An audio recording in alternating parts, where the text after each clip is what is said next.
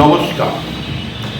ভারতবর্ষের একমাত্র রাজনৈতিক সন্ন্যাসিনী নেত্রী, বাংলার অগ্নিকন্যা মমতা বন্দ্যোপাধ্যায় তার লাইফস্টাইল, সততা, আবেগ, মানুষের প্রতি দায়বদ্ধতা, মানসিক দৃঢ়তা, সত্য কথা বলা, মানবিক মন, হার না মানা সংগ্রামী চরিত্র, সমাজ কল্যাণমূলক প্রকল্প, নারী উন্নয়নে তার সারা বিশ্বে সারা জাগানো প্রকল্পগুলি, ইউনেস্কো, ইউনিসেফের মতো আন্তর্জাতিক সংস্থাগুলির স্বীকৃতি তাকে সকলের থেকে আলাদা মার্গে উন্নীত করেছে।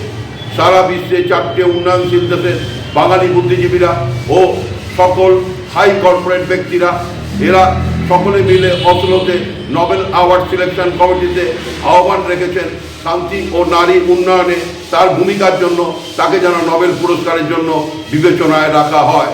আরও 10টা জনমুখী প্রকল্প কেন্দ্রীয় সরকারের প্রথম স্থান অধিকার করেছে।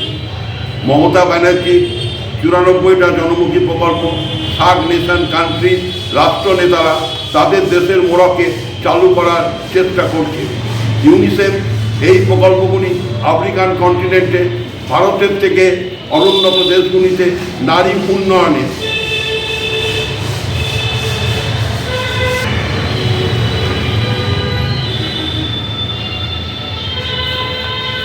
চালু করার চিন্তা করছে সাবসিডি দিয়ে। শেখ হাসিনা বাংলাদেশে 2017 সাল থেকে 2023 সাল অবধি মমতা ব্যানার্জির বহু প্রকল্প নতুন মোড়কে চালু করেছেন। সমস্ত কেন্দ্রীয় অনুদান যুক্তরাষ্ট্রীয় কাঠামোতে সব রাজ্যের পাওয়ার অধিকার আছে, যেহেতু রাজ্য থেকে ম্যাক্সিমাম করটা মানে ট্যাক্সটা কেন্দ্রীয় সরকার আদায় করে। রাজ্যের পাওনা টাকা 2 লক্ষ কোটি টাকার ওপরে। মমতা ব্যানার্জি মুখ্যমন্ত্রী হওয়ার পরে সমস্ত সরকারি অনুদানের টাকা বন্ধ করে দিয়েছে। এছাড়া কেন্দ্রীয় সরকারের চ্যানেলে world bank, international monetary fund ও এশিয়ান ডেভেলপমেন্ট ব্যাংকের পরিকাঠামো উন্নয়নের টাকাও বন্ধ করে দিয়েছে। রাজ্যের বিশ্ববিখ্যাত যশস্বী অর্থনীতিবিদ, বিশ্বখ্যাত আমেরিকার হার্ভার্ড বিশ্ববিদ্যালয় থেকে ডক্টরেট পাওয়া প্রথিতযশা অর্থনীতিবিদ, প্রাক্তন অর্থমন্ত্রী ও বর্তমানে প্রধান উপদেষ্টা শ্রী অমিত মিত্র, যিনি ক্রিটিক্যাল ফিনান্সিয়াল ম্যানেজমেন্টের ছাত্র হার্ভার্ড ইউনিভার্সিটিতে, এই বিষয়ে ডক্টর সুব্রমণিয়াম স্বামী ক্লাস করাতেন।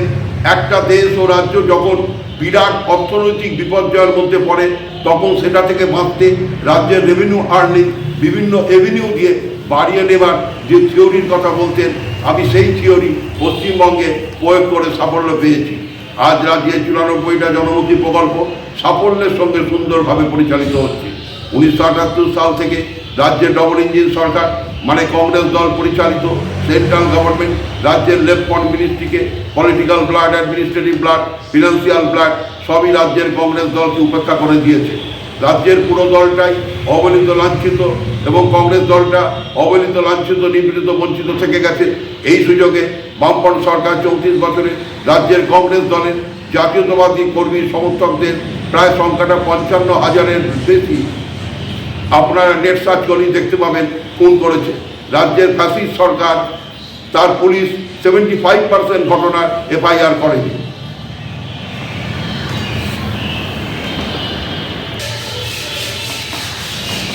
রাজ্যের প্রাথমিক শিক্ষা স্তর থেকে ইংরাজি তুলে দিয়ে আধুনিক শিক্ষার স্ট্যান্ডার্ড ভারতবর্ষের সমস্ত রাজ্যের থেকে খারাপ জায়গায় চলে যায়। হায়ার স্টাডি সমস্ত বই ইংরাজি ভাষায়, মানে বিজ্ঞানী, doctor, engineer, microbiology, space scientist, পরমাণু বিজ্ঞানী, বায়োসায়েন্টিস্ট, MBA, MCA, CA, artificial intelligence, IAS, IPS, IFS সৃষ্টি হবে না। যুব সমাজ চাকরি পাবে না। চারিদিকে হতাশা, শিল্প নেই, শিক্ষা নেই, সামাজিক অবক্ষয়ের সমস্ত লেনগুলি ওপেন করে দেওয়া হয়েছে। ওদের ক্যাচাররা ভোকাল টনিক দিয়ে পার্টিতে ঢুকিয়ে দেবে, ক্যাডাররা প্রতিষ্ঠা হবে, দেশটাকে গভীর অন্ধকারে ডুবিয়ে দেওয়া যাবে। সরকারি ক্ষমতা হাতে আছে, 7 স্টেপ অ্যাডমিনিস্ট্রেটিভ রিগিংয়ের মাধ্যমে দীর্ঘদিন ফ্যাসিস্ট সরকার চালানো যাবে। রাজ্যের আগের বামফ্রন্ট সরকার ডবল ইঞ্জিন সরকার হওয়ার সুবাদে কেন্দ্রের কংগ্রেস সরকারের কাছ থেকে বাৎসরিক যোজনার বিভিন্ন দপ্তরের টাকা ও কেন্দ্রীয় সরকারের চ্যানেল মারফত Asian development bank, world bank, international monetary ফান্ডের পরিকাঠামো উন্নয়নের টাকার কোনো উন্নয়ন হয়নি। সেই টাকা সুষম বন্টন ব্যবস্থার মাধ্যমে পঞ্চায়েত স্তর থেকে জেলা পরিষদ ও পৌরসভা থেকে বিভিন্ন স্তরে ও পার্টির বিভিন্ন শাখা সংগঠনের ব্রাঞ্চ লাইনে অর্থনৈতিক উন্নয়ন করেছে। এই টাকার ইউটিলাইজেশন সার্টিফিকেট না দিয়ে পরের কিস্তির টাকা এসে গেছে, কারণ কেন্দ্র এবং রাজ্যের সমন্বয় ডবল ইঞ্জিন সরকার। এই বন্টন ব্যবস্থাটা এতটাই আধুনিক যে মারাদোনা, রোনাল্ডো এবং নেইমারের ত্রিফলা যুগলবন্দির থেকেও অতি আধুনিক। সিপিআইএমের শ্রমিক সংগঠন, সেন্ট্রাল ইন্ডিয়ান ট্রেড ইউনিয়ন সিটু, বামফ্রন্ট শাসক থাকাকালীন রাজ্যে 27,000 ব্রাঞ্চ লাইন ইউনিট ছিল। ওয়ার্কারের কাছে অ্যান্টি ম্যানেজমেন্ট কথাবার্তা, শ্রমিক নেতা সাগিনা মাহাতো ইমেজ, সাচ্চা শ্রমিক নেতা, শ্রমিক সংগঠন, ওয়ার্কারের চাঁদা খাও, মালিকের ঘরে গিয়ে মালিক তোষণ করে ওয়ার্কারের সর্বনাশ করো, ছাঁটাই, লে অফ, কম বোনাস এগ্রিমেন্টে সই করো, কারখানা বন্ধকে সমর্থন করো, নিজেদের অর্থনৈতিক উন্নয়ন করো। বামফ্রন্টে 34 বছরে হাজার হাজার কারখানা বন্ধ হয়ে গেছে। কোনো ইন্ডাস্ট্রিয়ালিস্ট আজ পশ্চিমবাংলায় শিল্প করতে ভয় পায়। আজ মমতা ব্যানার্জির সরকার শিল্প পরিকাঠামো উন্নয়নে ওয়ান উইন্ডো সিস্টেম চালু করেছে। Confederation of Indian industry, FICCI, Indian chamber of commerce ও বিদেশি পার্টনার কান্ট্রিকে নিয়ে যে বড় আকারের শিল্প সম্মেলন হচ্ছে, যেখানে elevated expressway, deep sea port, logistic hub, 4 lane 6 lane road, আধুনিক রেল মাল পরিবহন ব্যবস্থা, সর্বোপরি জমি, বিদ্যুৎ, gas, solar energy, bank loan ও পরিকাঠামো উন্নয়নে 15% থেকে 50% সাবসিডি দেওয়া হচ্ছে। আইন শৃঙ্খলা, নারী নিরাপত্তা, মানবাধিকার রক্ষার ক্ষেত্রে, ধর্মনিরপেক্ষতার ক্ষেত্রে পরপর 3 বছর দেশের সেরা রাজ্য পশ্চিমবাংলা। G20 কান্ট্রিতে মানব সম্পদ রপ্তানিতে বামফ্রন্টে 34 বছরে বাংলা 0 থেকে 1% ছিল। এখন তৃণমূল সরকারের আমলে বাংলা আজ মানব সম্পদ রপ্তানিতে সারা ভারতের মধ্যে 27% আছে।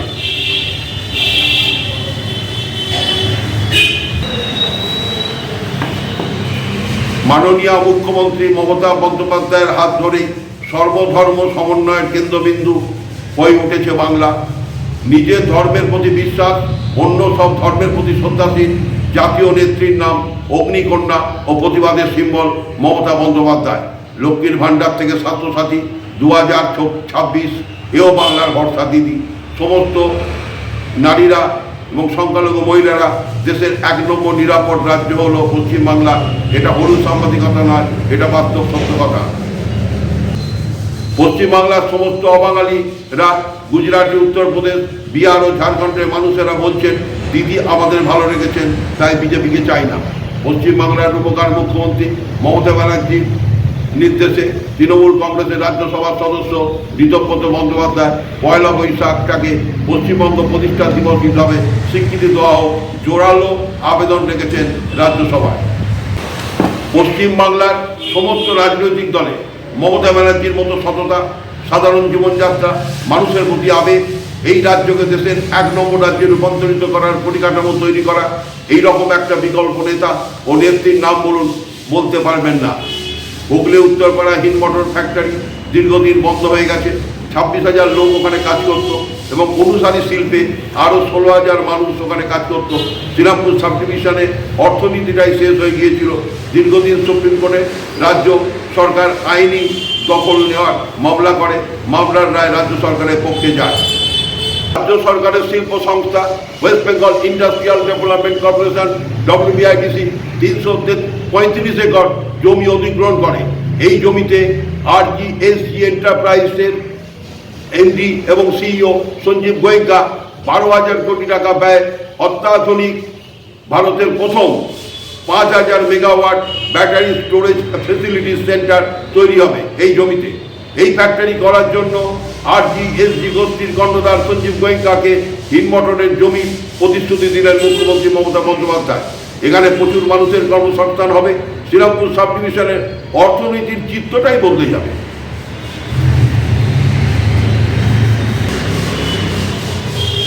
ভারতবর্ষের সমস্ত বর্ণের, সমস্ত জাতি ধর্মের মানুষেরা ও প্রগতিশীল জাতীয়তাবাদী বুদ্ধিজীবীরা ও সমস্ত সংখ্যালঘু ধর্মের মানুষেরা এবং অশিক্ষিত অর্থনৈতিকভাবে দুর্বল শ্রেণীর মানুষেরা 18 মাসের শাসনে ভারতবর্ষের সাধারণ লাইফস্টাইলে থাকা সন্ন্যাসী মানুষটা former prime minister Lal Bahadur শাস্ত্রীকে দেখেছে।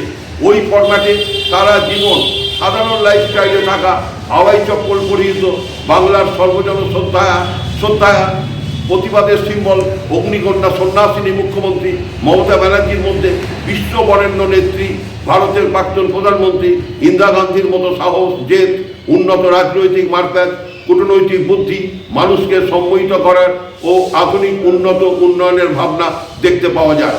এখানেই শেষ করলাম। জাতীয়তাবাদী অভিনন্দন। জয় হিন্দ, বন্দে মাতরম, জয় ভারত, জয় বাংলা, জয় পশ্চিম বাংলা।